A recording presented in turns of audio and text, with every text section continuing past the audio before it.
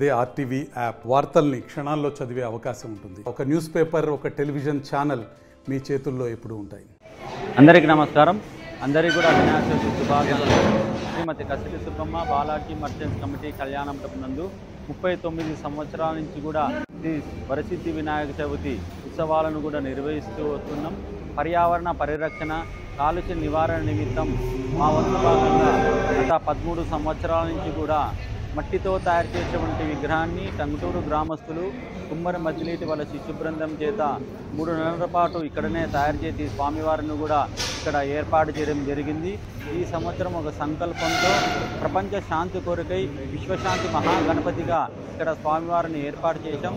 ఈ సంవత్సరం ప్రత్యేక అలంకరణగా సముద్ర గర్భం నుంచి ఆవిర్భవించినటువంటి సప్త గవ్వలతో శంకులు, ముత్యపు చిప్పలు, గోమేధికాలు, గవ్వలు ఇలా 7 రకాల సప్త గవ్వలతో స్వామివారిని ఇక్కడ ప్రత్యేక అలంకరణగా భాగవతం గోపీనాథ్ అలాగే కమిటీ యొక్క యువజన భాగం సభ్యుల చేత ఏర్పాటు చేయడం జరిగింది.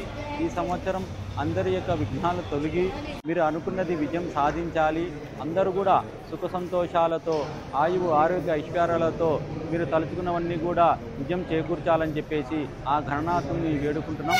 అందరికీ మరొక్కసారి వినాయక చవితి శుభాకాంక్షలు. మరిన్ని వీడియోస్ కోసం ఛానల్ ని సబ్స్క్రైబ్ చేయండి. లేటెస్ట్ అప్డేట్స్ కోసం వాట్సాప్ ఛానల్ ని ఫాలో చేయండి. అండ్ లింక్ డిస్క్రిప్షన్ లో ఉంది.